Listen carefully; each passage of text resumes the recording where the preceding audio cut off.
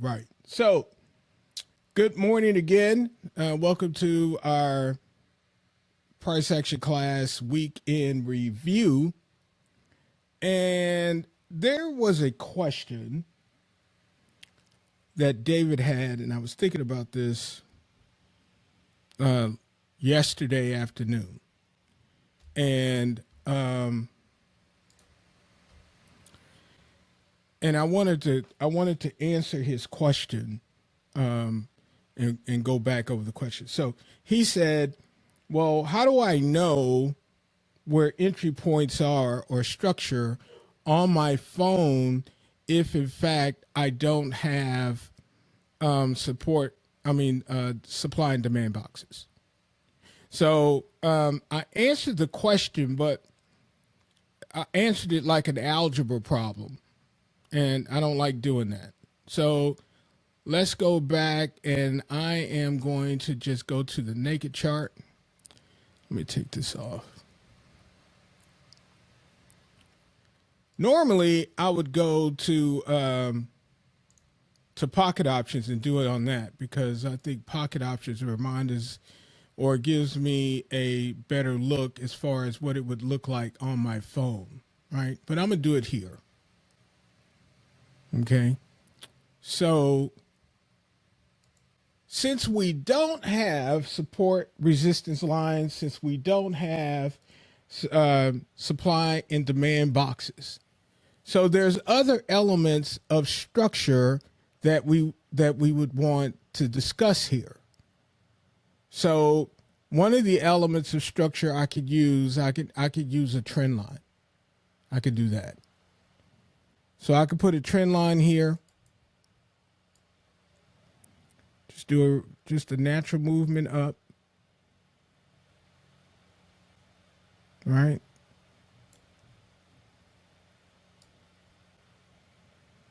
Okay.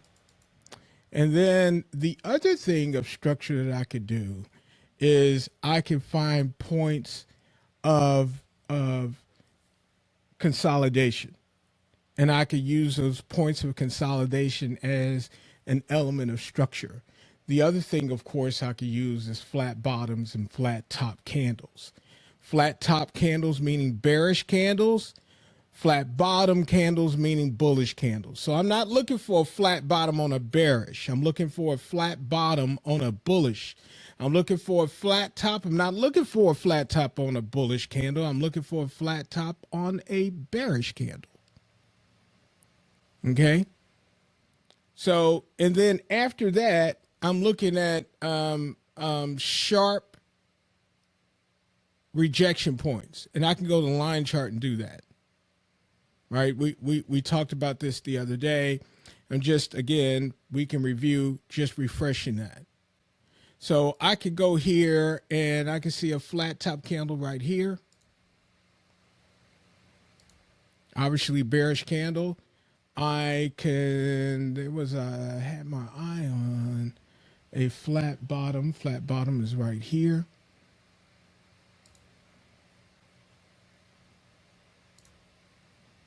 Right? And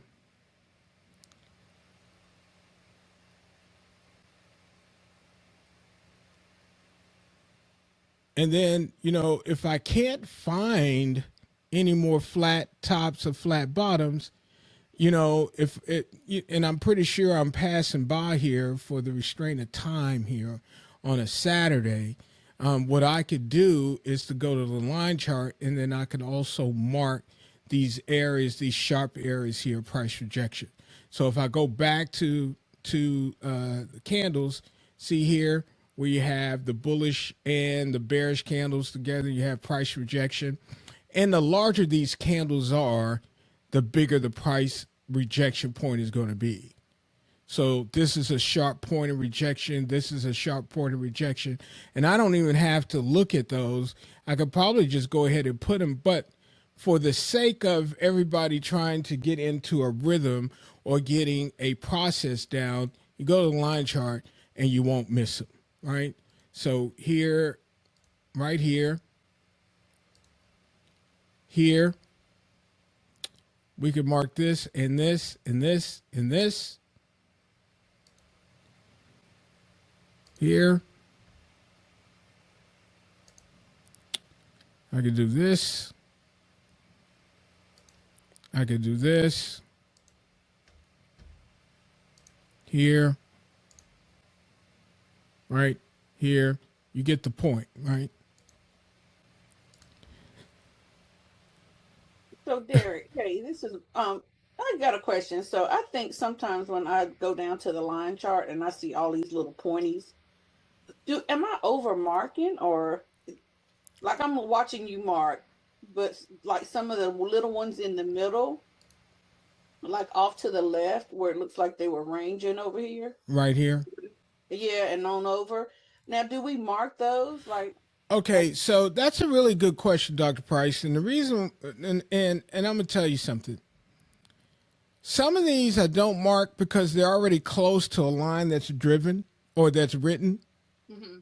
The only time I'm ever going to mark those is if there's a flat top or flat bottom involved. Okay. Okay. So, but if it's not, and if it's close to a line that I've already driven, you Okay. can't overdo it like you said, right? But Even but here. but if it's close enough to the line I've already driven, I won't even bother with it. Now, here's the other thing. See how round these are? Right. These round. I don't do those. Okay. It's got to Okay, be complete. unless I go to the candles and there's a line of consolidation. Like this is a small line of consolidation, and you know what? And as I sit here and look at this, I am going to, I'm gonna start this over. I'm gonna do something else because I always forget to do this. I always forget to do this. Um,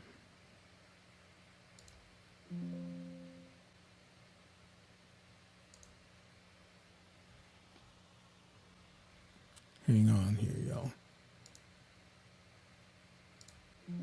I don't know why it's not letting me do it.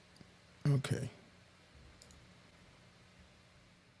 I was on the 1 hour. See if it's. No, it's not. I don't know why it's not letting me change that. Okay, so um, so at any rate, I see these lines of consolidation. I can mark these here, right? But you don't want to overdo it. But as I do mark these lines of structure, I can see, hey, if price falls here in this area, I can see the space. The only thing I have to do at this point is to see if this is 10 points or 10 pips or greater. It's 14. I could take it if I wanted it. I could take it if I wanted it. Here's a price of rejection here.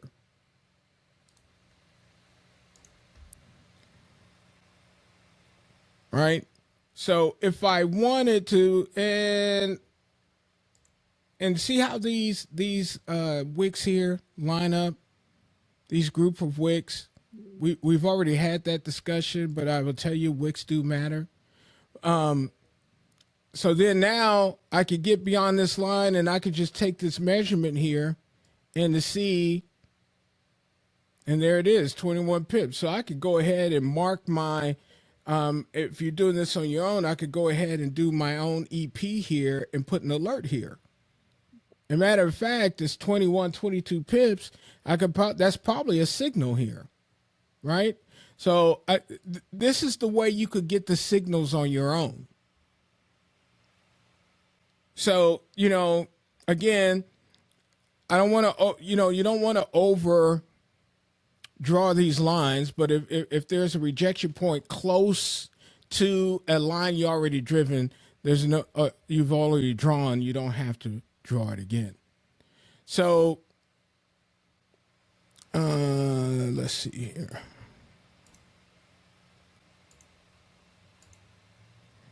Okay. So, another thing I want to talk about here in this price action, this special edition price action week in review, is about trading on Friday. trading on Friday. And here's the reason why by 11 a.m., I'm usually out of everything, whether I'm in profit or not. Well, Derek, why? Because let's take a look at oil here. This is oil on the 4-hour. And I can see, obviously, not only is price trapped in between structure here, it's also trapped in the overall trading zone.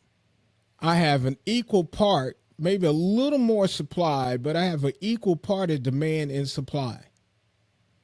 Prices in consolidation. And if you find yourself in this and you're looking up in this 11:30, then it's probably time for you to start contemplating, hey, do I go ahead and just take my profit, or I eat whatever negative profit I am and come back and fight another day? Well, Derek, why would I do that? I mean, I'm in profit. Why can't I at least put a trailer stop in? And I guess you could, but let's say in this case, price never moves from here. So you're in profit, and then the market closes and you're stuck in it through the weekend. Now, this broker may be closed, but there are over-the-counter trading, weekend trading that is happening. And what if what if you're in an upward movement in this case? But what if something happens, a news event that happens, and it affects oil, and then it gaps down? Ladies and gentlemen, you can't get out of the trade fast enough once the market opens on Sunday. You cannot get out of it fast enough. I have seen, quote unquote, experienced traders have $5,000, $6,000, $7,000 accounts, get in US 30 on a Friday, and don't get out, and then have the thing gap so bad the other way that it just kills their account. So you go from being in profit, $7,000 account, and then you go down, and then, the broker kicks you out with $15.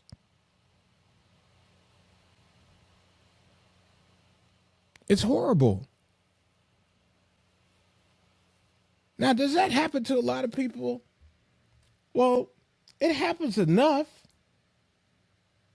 Now, when I first started trading, it happened to me the other way. It happened to me in a positive way. I got stuck in a trade on Friday, and we used to, the genesis, I guess, of all of this, we used to meet at this donut place in Houston. Kim, when she came to Houston, her and RJ and I had met there for a meeting. Kim, I don't know if you remember that little donut spot. But we used to meet there, and on a Sunday, I opened up, and it gapped in my favor. And I was up like $2,100. I ended up closing the trade out at $19.40. It was my first big conquest, so to speak, in trading. I was stuck then. It was over. With no way I wouldn't go make this work. But that was more luck than anything. Because at that point, I think I've been in trading at that point, maybe, I don't know, a month or so. So I didn't know anything. I could barely get into a trade. But it just worked out in my favor. So, and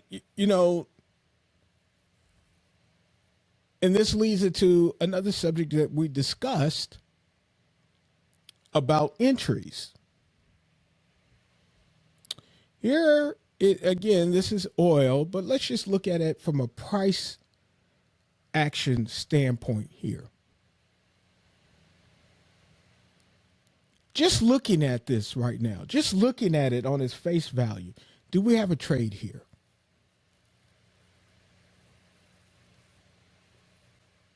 Looking at this on its face value, do we have a trade here? No. No, we don't. We don't have a trade here. Do I have volume? I have a little bit. Not a lot, but a little bit.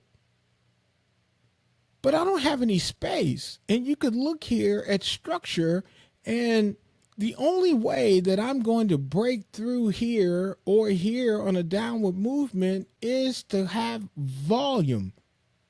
Volume kicks down doors. You should write that on a sticky somewhere. Volume kicks down doors. That's a life lesson too, Kim. Because volume equals money. Money kicks down doors. That's pretty deep there, isn't it? Money, Yes. money kicks down doors. Okay? So the best thing to do here is, what do I need? Well, I need a breakout here. So in order to get a breakout, my volume has to increase in one direction or another. And remember, y'all, we're not married to a trend other than we're married to the trend on Bitcoin, because Bitcoin drives crypto. I am bullish on Bitcoin. I don't like when Bitcoin, is in a bearish mood. I don't like that because it affects so many platforms digitally for me and for you. I don't make any money in private banking if Bitcoin is selling. But other than that, I don't care which way oil goes. I don't care which way USD JPY goes. I don't care.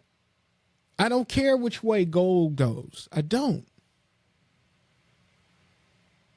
I just want to be in the right trend whenever it decides to move.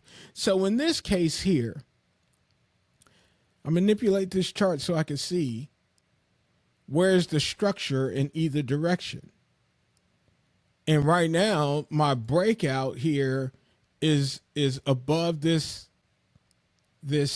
supply box and below this demand box. I have structure from here to here. Once it goes above here, I don't have anything here. But, ladies and gentlemen, this is where I am trapping price here, so I don't have to watch it. And let me go ahead and give you these numbers here.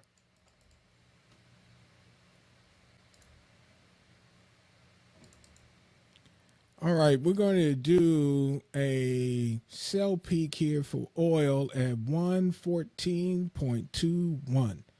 114.21 for a buy peak here. 114.21 for a buy peak. And then for a sell peak, I'm going to go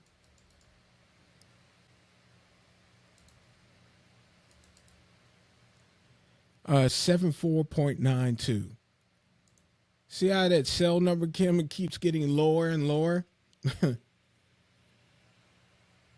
74.92. Yes, I see that. Yeah, 74.92. So that's why I said, for you to get serious on an upper movement for oil, you got to be looking at, I wouldn't be doing anything because oil is connected to so many things right now geopolitically. If oil is not going to pop 112, I'm not interested in getting in for a buy. Because remember, we are grading this thing on my probability of success. My probability of success for oil in the upper movement, unless my leverage is so high that, if it, right now it closed on Friday at 93. If my leverage is so high and it pops from 93 to 103 and I make X amount of dollars and I'm happy with that, I'm cool. But that's not how I operate. That's not how I trade. I grade my long term on success, my probability of success. You know, a lot of people talk about, well, I'm going to be this kind of trader or that kind of trader or whatever. What you have to understand is the fact that it is this. I think every trader who first starts out is scalping. I did it. You know, I think I heard Kim say once, hey, I started out scalping too. Dr. Spiller started out scalping. Until we realized, you know, it turned out to be a part-time job.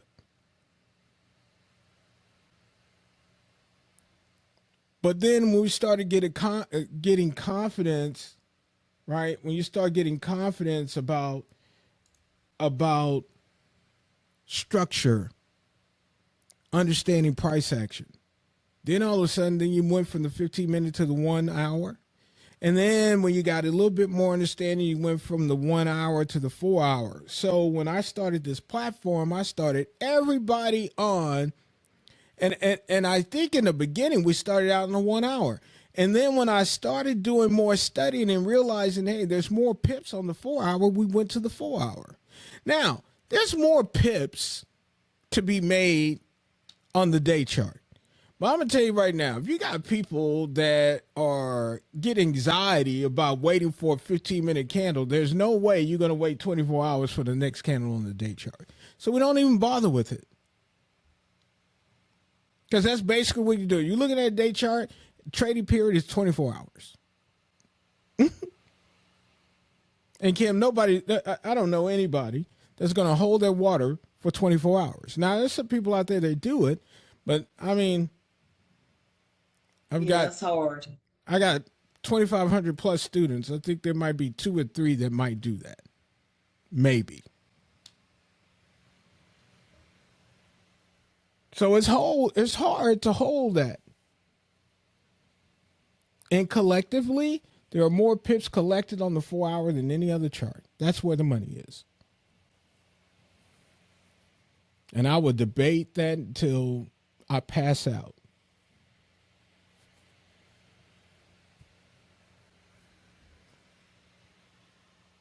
Any questions on that? So, again, so to sum it all up, if you're having problems with structure, you could I would practice going to the naked chart and just trying to find or look at consolidation. Remember, you can go to line chart and see those pointy places, or those are powerful rejection points. I will put horizontal lines on those. I also remember that by 11 a.m. on Fridays, I am out of all trades. And something significant will have to happen for me to get in a trade after 11. I mean, something significant, newsworthy would have to keep me, that would get me to get into a trade after 11 a.m. Central. But that's my philosophy. But I think you're gambling on a Friday if you get into a trade after 12. And I'm not saying I haven't done it, but it's been something super significant to put me into a trade. All right, so Mother's Day is coming up here in a couple of weeks. Mother's Day weekend, we will not have class on Saturday and Sunday. We will come back 8 p.m. the day after Mother's Day. So what about that night owl on Saturday? You moving that too? Is that night owl on Saturday night? Yes. That's the I think it's the crypto one. Yeah, I think it's the crypto talk on May 9th. Yeah, Kim, let's talk about that. Well, Mother's Day is on what day? I thought Mother's Day was... Mother's Day, that's the Mother's Day weekend. Let me check the calendar. That's wrong. Let me see. Yeah, Mother's Day is on the 10th. So, yes. That night owls. Okay, let's talk about that. Let's talk about that before we make a decision on it. 'Cause, I mean, I think I want to do the night owl. I think I want to do it. You know, some people might, especially if you're married, somebody you're gonna take mom out, one mom out on Saturday and another mom out on Sunday. But I don't think anybody's gonna be doing anything Saturday night at 10 o'clock Central, 11 o'clock Eastern.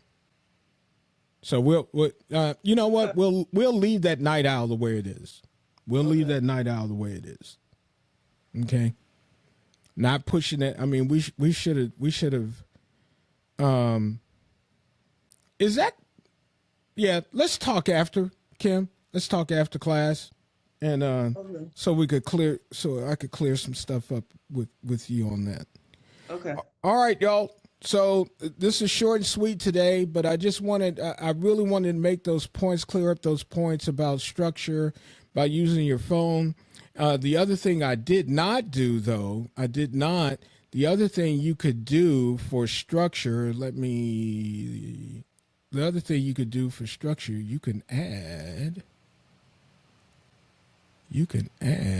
fractals.